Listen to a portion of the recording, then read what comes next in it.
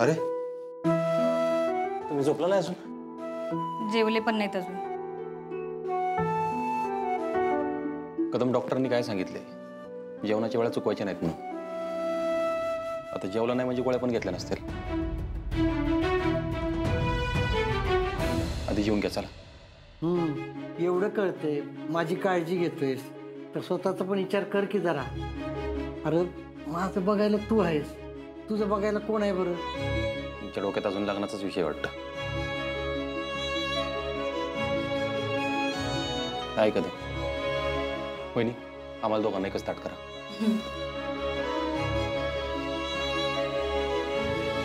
हे बघा कदम, आपल्यात काही होऊ दे, जेवणावर राग काढायचा नाही. जेवणाची वेळ चुकली नाही पाहिजे, गोळ्यांची वेळ चुकली नाही पाहिजे. काय म्हणतोय मी?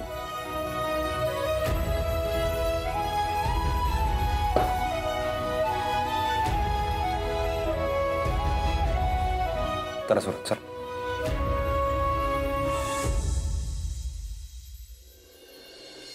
भाऊजी, सकाळी जाताना तुम्ही म्हणलेलं की तुमचं लग्न झालंय म्हणून. मग कुठे आहे ते अपर्णा? तिला काय पडले का तुमचं? तुमचं नाही आणि मामंजींचं नाही. कामाला की गेली लगेच. साधा फोन सुद्धा केला नाही तिने तुम्हाला आणि मामंजींना. तिला काय अर्थ आहे? 7 वर्ष 7 वर्ष म्हणजे काही कमी काळ असतो का अर्जा? बघा की, आणि ती अशी वागली तरी तुम्ही अजून तेच बोलताय. अर्जा, आता आपण दुसऱ्या लग्नाचा विचार करायला पाहिजे. आता आपली नाही येणार परत. आली आहे ती. आप्पी पुण्यात आली. पुण्याची नवीन कलेक्टर म्हणून रुजू झाली आहे ती. अरे बापरे, वरण भात चपाती भाजी पापड लोणचं. बापू, मला आता काय वाटते, मी कसं सांगू तुम्हाला? काय बी सांगत बसू नकोस, जेवायला सुरुवात कर. आणि आप्या पोटभर जेव बर का. ते तुम्ही व्हिडिओ कॉलवर आप्या म्हणायचात ना, तेव्हा बरं वाटायचं हो बापू. पण आता तुम्ही असं समोरासमोर बोलताय ना, लय भारी वाटतं. त्या भरल्या ताटावर डोळ्यात पाणी आणून बाळा.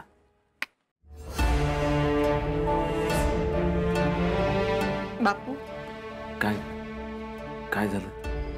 ते अपर्णा, तू इकडं? बदली झाली अरे माझी. अर्जुन गडावर भेटला.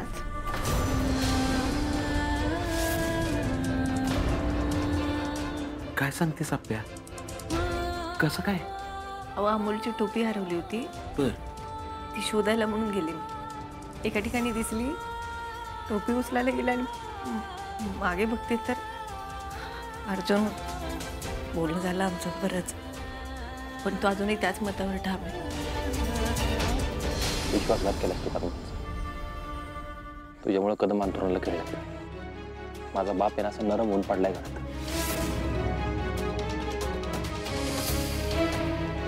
तू मला अमोलबद्दल सांगणार आहेस का नाहीस? नाही, आणि त्याच्याबद्दल माहिती काढण्याचाही प्रयत्न करू नको प्लीज. आणि बापू, मी त्याला स्पष्ट म्हणाले, अमोलला मी सांभाळलंय, त्यामुळे आता तुझा त्याच्यावर काहीच हक्क नाही. असा कसा हक्क नाही? तुम्ही वडील आहे अमोलची, आणि ती स्वतःच अमोलला लांब घेऊन गेली 7 वर्ष, आणि म्हणे 7 वर्ष मी सांभाळले. आणि भाऊजी, एवढं होऊन पण तिने तुम्हालाच दोष दिला ना? का? अर्जा, अमोलला भेटलास का रे? नाही हो कदम. मग मी असा असतो का? पुढे मारता आला असतो की घरी? अरे विचारायचं तरी. विचारलं, त्यावरूनच तर बोलली ती. लपून ठेवला असणार आहे तिने अमोलला. भेटवणार नाही तर काय घरात बसून ठेवणार आहेस का? त्याला लपून ठेवणार आहेस का? बापू, 7 वर्ष मी अमोलला एकटीने वाढवलंय. एवढं सोपं आहे का? किमान त्या लहान लेकराचा तरी विचार करायचा ना त्यांनी. ते सगळं जाऊ दे, पण अगं दोन्ही बाजूने ताणलं तर तुटणारच की आप्या. 7 वर्षानंतर आज आम्ही पहिल्यांदा भेटलोय, आणि काय झालं? आणि तुटलं हे कळलंय आम्हाला. पण आप्या, अगं अमोल त्याचा मुलगा आहे, रक्ताचं नातं आहे त्यांचं, त्याला भेटावंसं वाटणारच की. बापू, एवढा कठोर निर्णय घेण्याआधी हा विचार करायला पाहिजे होता त्यांनी. ओ, विचार कसला करायचा? जाऊन भेटायचं डायरेक्ट. एवढं सोपं नाही वहिनी ते. भाऊजी, आता तुम्हीच अवघड करून ठेवताय. तिचा जेवढा हक्क आहे ना, तेवढाच तुमचा पण हक्क आहे त्याच्यावर. वैर अर्जा, नातवाला भेटायचंय मला. अगं त्यांना पण वाटणारच की. तू अमोलचा तरी विचार कर. त्याला त्याच्या बापाला भेटावंसं वाटणार नाही. आणि तुझ्या आणि अर्जुनच्या भांडणात त्यानं आयुष्यभर बापाच्या प्रेमाला मुकायचं.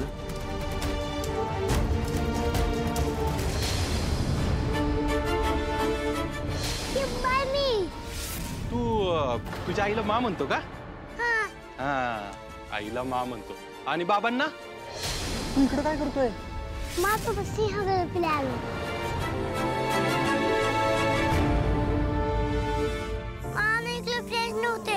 तू भेटलास ते किती छान झालं.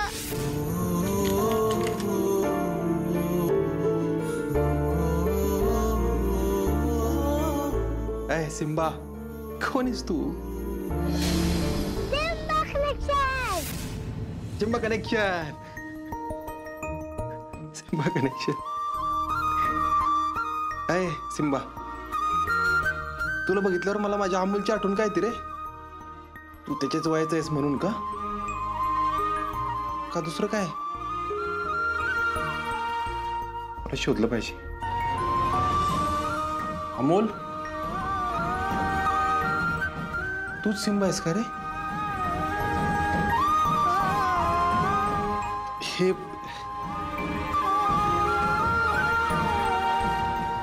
हे बघ ना, मी बघ काय गिफ्ट आणलं तुझ्यासाठी पहिल्या बर्थडेला. हे बघ, हे बघ, तुझ्या पहिल्या बर्थडेचं गिफ्ट. काय ऐ मी नाही सांगणार. तू यायचं बाबाकडं, मग बाबाने तू हे गिफ्ट फोडायचं आणि मग मी तुला देणार. हा, हे बघ, हे दुसऱ्या बर्थडेचं, तिसऱ्या बर्थडेचं, चौथ्या, पाचव्या, सहाव्या, सगळ्या बर्थडेचे गिफ्ट आहेत. मी सगळे देणार आहे तुला. काय? आणि बघ काय, हे बघ, हे बघ काय, सायकल. ब्रूम ब्रूम असं बसून जायचं याच्यावर. हा, तुला येते ना सायकल? नाही? अरे टेन्शनच घ्यायचं नाही. तुझा बाबा आहे ना, बाबा शिकवेल तुला सायकल. तुला सायकल शिकवेल, पोहायला शिकवेल, तुला सगळं शिकवेल. हा, अजिबात काळजी करू नको. आपला बाबा 7 वर्ष आपल्यापासून लांब राहिला ना, आता नाही राहणार. आता एक क्षण पण नाही राहणार. तू कसलीच काळजी करू नको.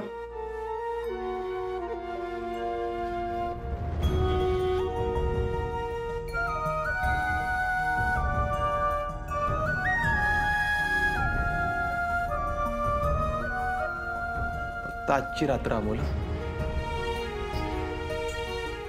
उद्या कळून जाईल की तूच माझा मुलगा आहेस का नाहीस. बघ, आपल्यामध्ये कोण नाही येणार. ती आप्पी पण नाही.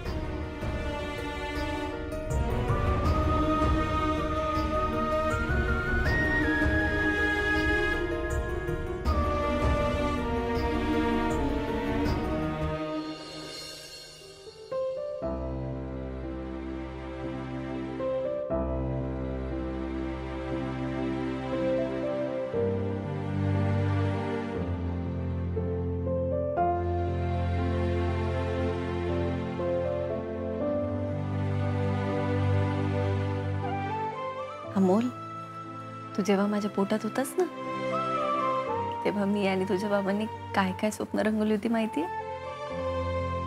पण ते कसं असतं ना, आपल्या पुढ्यात नियतीने नेमकं काय वाढवून ठेवलंय हे आपल्यालाच माहित नसतं. तुलाही तुझ्या बाबांना भेटायचं असेल, त्यांच्याशी बोलायचं असेल, हे विसरूनच गेले रे मी. हा, पण मी तुला तुझ्या बाबांपासून लांब नाही केलंय खरंच. आता सगळेजण मलाच दोषी ठरवत आहेत. मी लांब गेले, मी माझं काम निवडलं. पण मी तेव्हाही विचारलं होतं तुझ्या बाबांना, सोबत चल म्हणाले होते, पण नाही ऐकलं त्यांनी. आणि माझ्याकडनं वचन घेतलं होतं तुझ्या बाबांनी, काही झालं तरी अमोलला त्याच्या बाबांबद्दल काहीच कळलं नाही पाहिजे. 7 वर्ष झाली मी फक्त ते वचन पाळतेय. मान्य आहे की मी खोटं बोल, पण माझं तुझ्या बाबांवर खूप प्रेम आहे ना, म्हणून केलं मी. त्याला जर त्याच्या आईचं सत्य कळालं असतं तर खूप त्रास झाला असता. म्हणून नाही सांगते. एखाद्या माणसावर प्रेम करणं म्हणजे गुन्हा आहे का रे बाळ? आणि जर मला माहिती असतं ना अर्जुनला त्याच्या आईचं सत्य कळाल्यानंतर तू तुझ्या बाबांच्या प्रेमाला मुकणार आहेस. मी कधीच नसतं केलं, कधीच नाही. अमोल सॉरी रे, खरंच सॉरी बाळ. कोणावर तरी एवढं जीवापाड प्रेम केल्यानंतर त्याची अशी शिक्षा मी ते माहितीच नव्हतं मला. गुन्हेगार आहे मी येते. अगं काय चाललंय तुझं? का खेळ खेळतेस? का परीक्षा बघते? का पेचत पाडतेस मला? बासक्या का अर्जुन म्हणलं ते खरं आहे? झालंय का तुझं सगळं करू? तूच एकत्र आणलं होतंस ना आम्हाला. अर्जुनलाही परत तू भेटवलंस ना. मग आता पुढे काय? आता हा जो काही तिडा बसलाय ना हा तू सोड. कसा ते मला नाही माहिती पण तू सोड.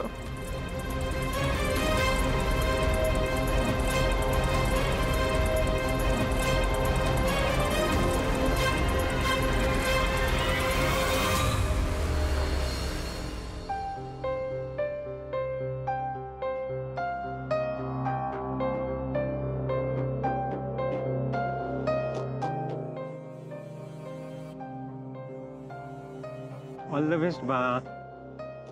Bye bye.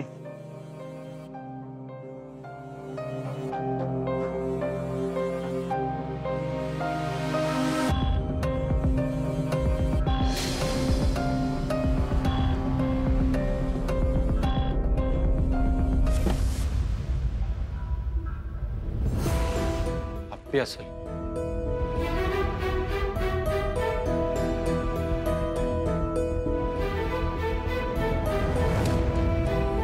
अमोल नीट राहा. दंगा करायचा नाही, आगाऊपणा करायचा नाही. काय कळलं का? हो मम्मा. मी परत येईन. हा मला आली तरी चालेल. काय म्हणाला तू? काय नाही मम्मा. पळत ये. त्याच्यातला हात लावू नको. अरे पण असे चांगले नाही दिसत आहेत. चांगली दिसत नाही. बरं ठीक आहे, जा. मी जाऊ? हो. बाय बाय मम्मा. बाय.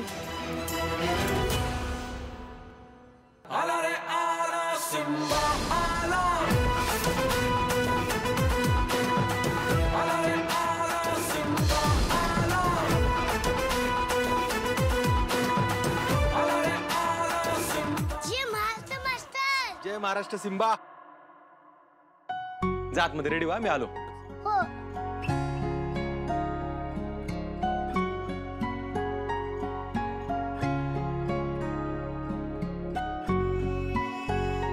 म्हणजे जसा मी विचार करतोय तसं काहीच नाही.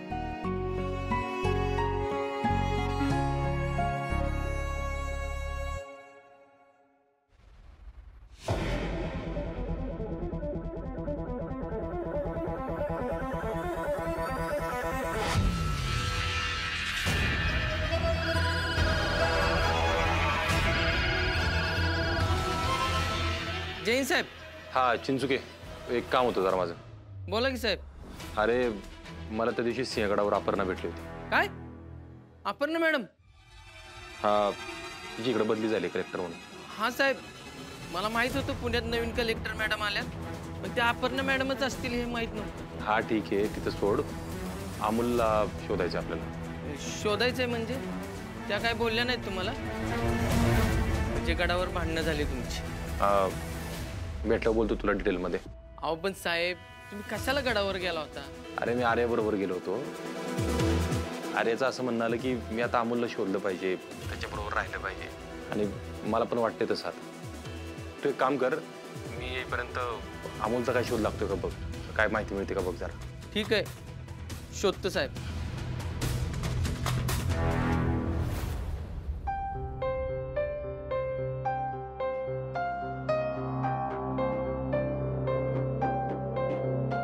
मॅडम, 2 मिनिटं बोलायचं होतं तुमच्याशी. बोला की चिंचुके. मॅडम, तुम्ही अर्जुन सरांच्या मागं का लागलाय हो?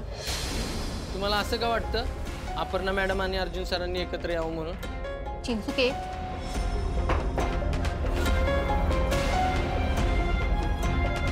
हे काय अचानक?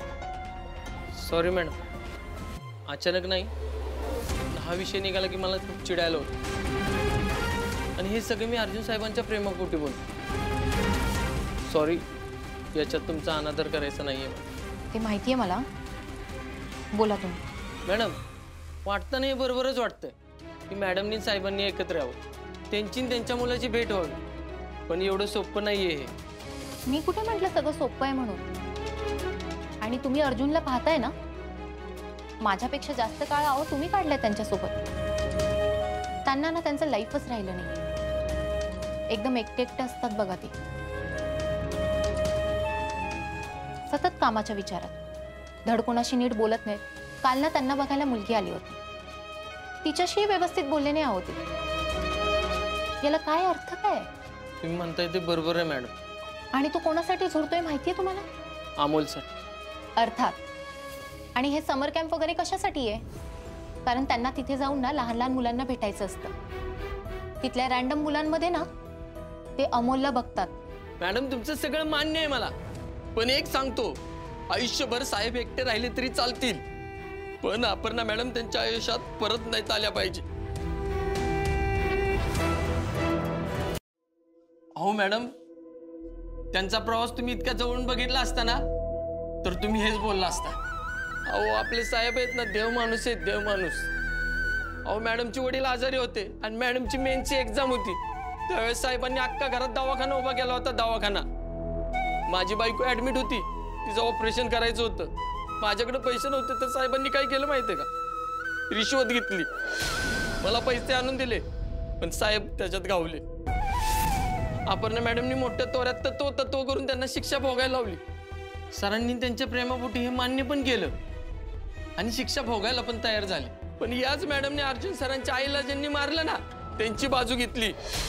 अहो सरांपासून सगळं माहीत असून सुद्धा लपवून ठेवलं. त्यावेळेस स्वतःची तत्व दिली सोडून सगळी. अहो अर्जुन सरांनी लई प्रेम केलं होतं अपर्णा मॅडमवर. त्यांच्या एवढं नाही, थोडं जरी मॅडमनी प्रेम त्यांच्यावर केलं असतं ना, तर अर्जुन साहेब एकटे नसते. त्यामुळे काही होऊ दे, ती बाई अर्जुन सरांच्या आयुष्यात नाही आली पाहिजे. पण चिंचुके, आणि मॅडम, तुम्ही त्यांना आता 2-3 वर्ष झालं ओळखताय, मी पण बघतोय. अपर्णा मॅडम गेल्यापासून साधा त्यांनी एक फोन पण केला नाही. अहो असा किती वेळ लागतो फोन करायला? ते तर अर्जुननी पण नाही केला ना. मॅडम, कुणीतरी पडती बाजू घ्यायला लागते की नवरा बायकोच्या भांडणात? आधी साहेब घ्यायचे म्हणून नातं टिकलं तरी. मॅडमनी कधीच पडती बाजू घेतली नाही हो, आणि ह्यावेळेस पडती बाजू घेतली नाही तर हे असं झालं बघा. चिंचुके, खरंच अपर्णा मॅडमला एवढा इगो आहे? ती इगो आहे का काय ती मला कळत नाही मॅडम, पण हा परत त्या साहेबांकडे नाही आल्या पाहिजे. अहो साहेब जेवत नव्हते नीट, 6 महिने फक्त त्याच विचारात होते. अहो अमोल अमोल करून दचकून उठायचे. आता साहेबांच्या बाबांना बघताय ना तुम्ही. अहो मला सांगा, त्यांची अवस्था कोणी गेली? बाबांनी अपर्णा मॅडमवर साहेबांपेक्षा जास्त विश्वास ठेवला. अहो साहेबांची कधी बाजू घेतली नाही, नेहमी त्यांच्या बाजूने बोलत राहिले, पण त्यांनी त्यांची कधी विचारपूस पण केली नाही. तुम्हाला भलताच राग दिसतोय. अहो माणूस असं वागतोय म्हणल्यावर काय करणार? तुम्हाला सांगतो, अर्जुन साहेबांसाठी मी जीव देऊ शकतो, शपथ. माझी बायको वाचली, पुढे मुलं झाली, संसार उभा राहिला त्यांच्यामुळेच की हो. हो, पण मग पुढे काय करायचं? आता ते लग्नाला नाही म्हणले असतील, पण त्यांचं प्रेम लय होतं मॅडम, म्हणून ते नाहीच म्हणणार. पण आपण प्रयत्न करूया दुसऱ्या लग्नासाठी. आज नाही तर उद्या ऐकतील ते. पण अपर्णा मॅडम त्यांच्या आयुष्यात नाही आल्या पाहिजे. आणि अमोल? त्यालाही आता आपण जरा लांबच ठेवू, कारण तो एकटा कधीच येणार नाही.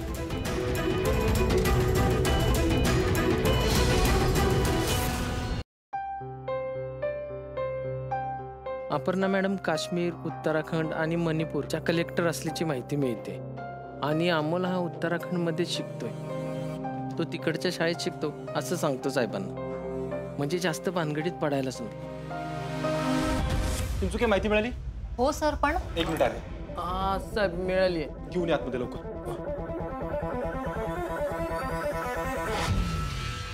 चिंचुके चल. कुठं असतो अमोल? कसा दिसतो? काय दाखव. ते माहित नाही साहेब. अरे मग काय मिळालं तुला? अहो साहेब, त्याचा फोटो नाही मिळाला, पण ते उत्तराखंडच्या शाळेत आहे. कसं शक्य आहे? तिकडच्या शाळा ती देशभरात फेमस आहेत ना, मग त्यांनी दाखलाच काढला नसेल अमोलचा. अरे चिंचुके 7 वर्षाचा आहे तो.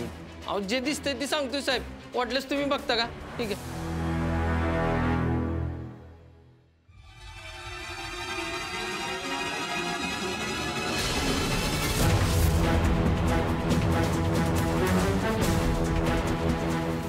चिंचुके मी आत्ताच्या आत्ता उत्तराखंडला निघतोय अमोलला बघायला. आत्ताच्या आत्ता? हा मला वेळ नाही वाया घालवायचा. अहो पण साहेब, नाही आहो नाही बिऊ नाही.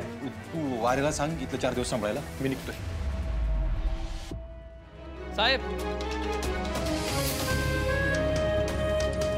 बाप म्हणून तुम्ही 7 वर्षांनी अमोलला भेटायला चाललेला आहात. त्यांनी तुम्हाला ओळखलंच नाही तर